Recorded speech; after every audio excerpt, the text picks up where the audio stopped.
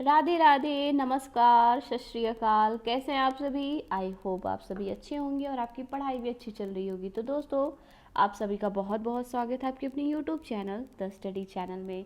और जैसा कि आप सभी को पता है कि मैं भारतीय इतिहास से क्वेश्चन करा रही हूँ। तो देखिए, अभी तक मैंने जो वीडियो कराए हैं, 4-5 वीडियो मैंने कराए हैं, वो थे प्राचीन भारत का इतिहास था। प्राचीन भारत का इतिहास से क्वेश्चन था। आज से जो होगा वो होगा मध्यकालीन भारत का इतिहास। मध्यकालीन भारत का इतिहास हम लोग आज से पढ़ेंगे, जिसमें भक्ति एवं सूफी आंदोलन के बारे में भी क्वेश्चन आपको देखने को मिलेगा। तो वीडियो बहुत इंपॉर्टेंट है, एंड तक ज़रूर देखिएगा। चलिए स्टार्ट करते हैं वीडियो और देखते हैं आज का क्वेश्चन। देखिए, आज का हमारा पहला क्वेश्चन है कि भारत का वह पहला शासक कौन था जिसने मोहम्मद गोरी को पराजित किया था। बहुत इंपॉर्टेंट क्वेश्चन है कि पहला शासक कौन था भारत का जिसने मोहम्मद गोरी को पराजित किया था। पृथ्वीराज चौहान, मूलराज द्वितीय, जयचंद्र। यहाँ पे मूलराज प्रथम है, यहाँ पे मूलराज द्वितीय है, यहाँ पे जयचंद्र है। तो इसका जो करेक्ट आंसर होगा वो हो जाएगा मूलराज द्वितीय, option number 3। Option number 3 Mulraj द्वितीय, ये आपका सही आंसर होगा। ये वो इंसान है, वो शासक था जिसने मोहम्मद गोरी को पराजित किया था। भारत का पहला शासक था मूलराज द्वितीय। आगे देखते हैं, अगला प्रश्न है, शाहनामा के रचयिता हैं। शाहनामा के रचयिता कौन है? इसका आंसर हो जाएगा फिरदौसी, उतबी, अमीर खुसरो, अलबरूनी। तो करेक्ट आंसर क्या हो जाएगा? फिरदौसी। शाहनामा के जो रचनाकार हैं, जो रचयिता हैं, वो फिरदौसी हैं। नेक्स्ट है कि दिल्ली सल्तनत के किस सुल्तान की मृत्यु चौगान जिसको पोलो कहते खेलते समय हो गई थी। दिल्ली सल्तनत के किस सुल्तान की मृत्यु चौगान पोलो खेलते समय हो गई थी? इल्तुतमिश, बलबन, कुतुबुद्दीन ऐबक, अलाउद्दीन खिलजी। तो इसका सही आंसर हो जाएगा कुतुबुद्दीन ऐबक, ऑप्शन नंबर 3, कुतुबुद्दीन ऐबक। अब अगला प्रश्न देखते हैं। अगला प्रश्न है, कुतुब मीनार का निर्माण किस सूफी के किस सूफी के याद में किया गया था? कार्य नहीं, कुतुब मीनार का निर्माण किस सूफी के याद में किया गया था? निजामुद्दीन औलिया, कुतुबुद्दीन बख्तियार काकी, मोहम्मद गौस, सलीम चिश्ती। तो इसका आंसर हो जाएगा कुतुबुद्दीन बख्तियार काकी, ऑप्शन नंबर 2। देखिए, क्वेश्चन बहुत इंपॉर्टेंट है और आपको भी लग रहे होंगे। तो आप वीडियो आपको अच्छा लग रहा है तो आप जल्दी से इसको शेयर कर दीजिए अपने दोस्तों को और लाइक बटन दबा दीजिए। हाँ, तो इसका करेक्ट आंसर क्या हो गया? कुतुब मीनार का निर्माण किस सूफी की याद में किया गया था? तो कुतुबुद्दीन बख्तियार काकी। अगला प्रश्न है कि भारत की प्रथम मुस्लिम महिला शासिका कौन थी? ये क्वेश्चन कई बार पूछा जा चुका है और इजी क्वेश्चन है, शायद सबको इसका आंसर भी आ रहा होगा, बट स्टिल मैं बताती हूँ। भारत की प्रथम मुस्लिम महिला शासिका कौन थी? Razia Sultan, option number 2। Next है कि इक्तादारी प्रथा किसने प्रारंभ की? इक्तादारी प्रथा किसने प्रारंभ की? तो इक्तादारी प्रथा किसने प्रारंभ की थी? मोहम्मद गोरी ने, मोहम्मद बिन तुगलक ने, सिकंदर लोदी ने, इल्तुतमिश ने। तो इसका जो सही आंसर होगा वो होगा इल्तुतमिश। इक्तादारी प्रथा किसने प्रारंभ की थी? इल्तुतमिश ने। नेक्स्ट है, भारत में सिजदा एवं पाबोस प्रथा की शुरुआत किसने की? भारत में सिजदा एवं पाबोस प्रथा की किसने शुरुआत की? ये भी बहुत इंपॉर्टेंट क्वेश्चन है। बलबन, इल्तुतमिश, मोहम्मद बिन तुगलक, उपरोक्त में से कोई नहीं। सिजदा और पाबोस प्रथा की शुरुआत की थी बलबन ने, ऑप्शन नंबर 1 सही आंसर इसका, बलबन ने। अगला प्रश्न है कि निम्न में से किस सुल्तान ने बाजार नियंत्रण व्यवस्था लागू की? किस सुल्तान ने बाजार नियंत्रण व्यवस्था लागू की? इल्तुतमिश, बलबन, अलाउद्दीन खिलजी, सिकंदर लोदी। इसका आंसर होगा अलाउद्दीन खिलजी, ऑप्शन नंबर 3। बाजार नियंत्रण व्यवस्था किसने लागू की थी? अलाउद्दीन खिलजी ने। अगला प्रश्न है कि स्वराज मेरा जन्मसिद्ध अधिकार है, यह प्रसिद्ध उक्ति किसकी है? स्वराज्य मेरा जन्मसिद्ध अधिकार है, ये प्रसिद्ध उक्ति किसकी है? गोपाल कृष्ण गोखले की, बाल गंगाधर तिलक की, एनी बेसेंट की या भगत सिंह की? तो सही आंसर क्या होगा आप बताइए कमेंट बॉक्स में। ये क्वेश्चन आपके लिए, इसका आंसर आप ज़रूर कमेंट बॉक्स में दीजिएगा कि स्वराज्य मेरा जन्मसिद्ध अधिकार है, ये उक्ति किसने दी है, किसकी है? अगला प्रश्न है कि मोहम्मद बिन तुगलक ने अपनी राजधानी दिल्ली से कहाँ स्थानांतरित की थी? मोहम्मद बिन तुगलक ने अपनी राजधानी दिल्ली से कहाँ स्थानांतरित की थी? लाहौर, आगरा, कराची, दौलताबाद? इसका आंसर होगा दौलताबाद। दिल्ली से कहाँ स्थानांतरित की थी? दौलताबाद। Option number 4। अगला प्रश्न है किताब उल रहला का लेखक इब्न बतूता। किताब उल रहला का लेखक इब्न बतूता कहाँ का निवासी था? सऊदी अरब, मोरक्को, तुर्की, पुर्तगाल? इब्न बतूता कहाँ का निवासी था? मोरक्को का निवासी था इब्न बतूता। इसने कौन सी किताब लिखी है? किताब उल रहला। बहुत इंपॉर्टेंट क्वेश्चन है, यहाँ से 2-3 क्वेश्चन बनते हैं। किताब उल रहला का लेखक कौन है? Ibn Battuta. ये इब्न बतूता कहाँ का रहने वाला था, कहाँ का निवासी था? मोरक्को का। नेक्स्ट क्वेश्चन देखते हैं। नेक्स्ट है कि दीवान-ए-अमीर कोही विभाग की स्थापना किस सुल्तान ने की थी? मोहम्मद बिन तुगलक, फिरोज तुगलक, सिकंदर लोदी, बहलोल लोदी? तो इसका करेक्ट आंसर हो जाएगा मोहम्मद बिन तुगलक। दीवान-ए-अमीर-कोही विभाग की स्थापना किसने की थी? मोहम्मद बिन तुगलक ने की थी। क्वेश्चन कैसा लग रहा है आपको, आप बताइए ज़रूर कमेंट बॉक्स में। आप लोग कमेंट नहीं करते, प्लीज़ कमेंट किया करिए, उससे मुझे अच्छा लगेगा कि हाँ आप लोग मेरे क्वेश्चन का आंसर दे रहे हो। तो इसका आंसर हो जाएगा ऑप्शन नंबर 1 मोहम्मद बिन तुगलक। अगला प्रश्न है कि सल्तनत कालीन किस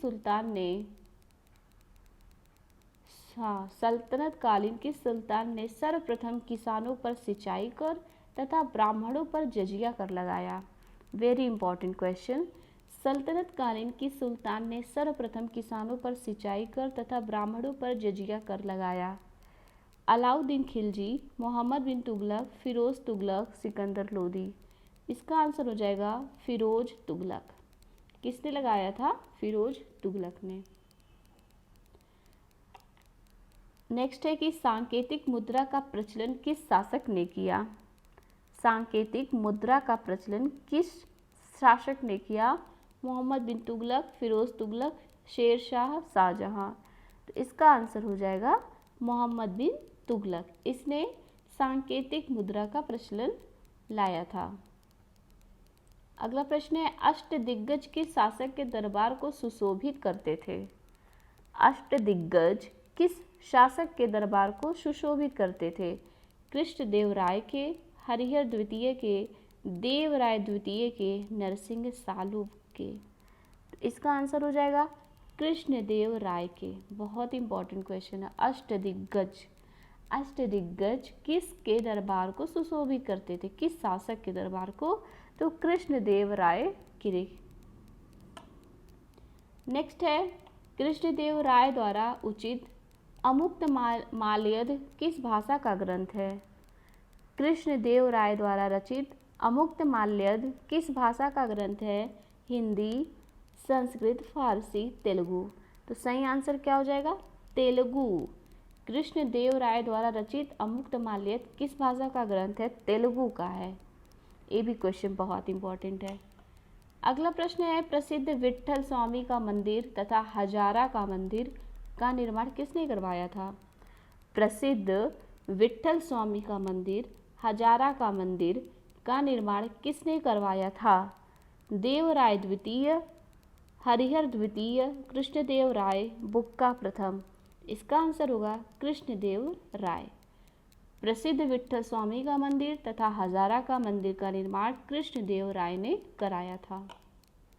नेक्स्ट क्वेश्चन है ख्वाजा मोइनुद्दीन चिश्ती की दरगाह कहाँ स्थित है?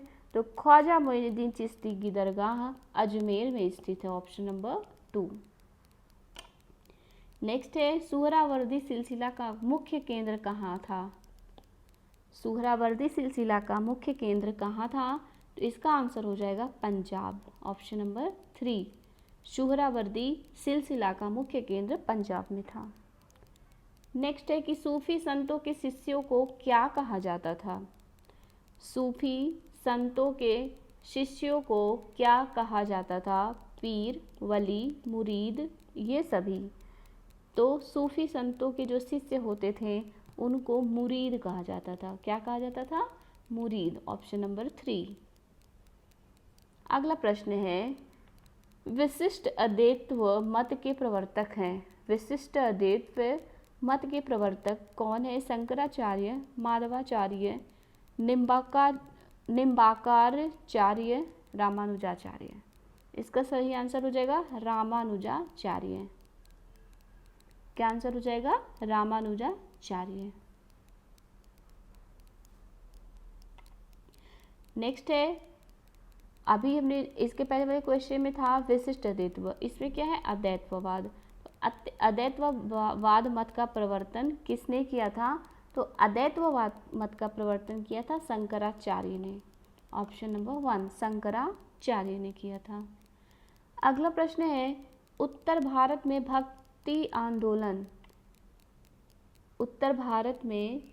भक्ति आंदोलन के विस्तार का श्रेय किसे जाता है? उत्तर भारत में भक्ति आंदोलन के विस्तार का श्रेय जाता है कबीर को, चैतन्य को, मीराबाई को या फिर रामानंद को। तो इसका जो सही आंसर होगा वो होगा रामानंद। किसको जाता है? रामानंद को जाता है। नेक्स्ट है निम्न में से किस संत का संबंध जुलाहा जाति से था? ये तो सबको पता होगा कि किस संत का संबंध जुलाहा जाति से था, तो कबीर का था। अगला प्रश्न है दोहावली, कवितावली, विनय पत्रिका जैसी भक्त रचनाएं किस भक्ति संत की है? कबीरदास, तुलसीदास, सूरदास, रैदास। दोहावली, कवितावली, विनय पत्रिका जैसी भक्त रचनाएं किस संत की हैं? तुलसीदास की हैं। ऑप्शन नंबर 2 किसकी हैं? तुलसीदास की।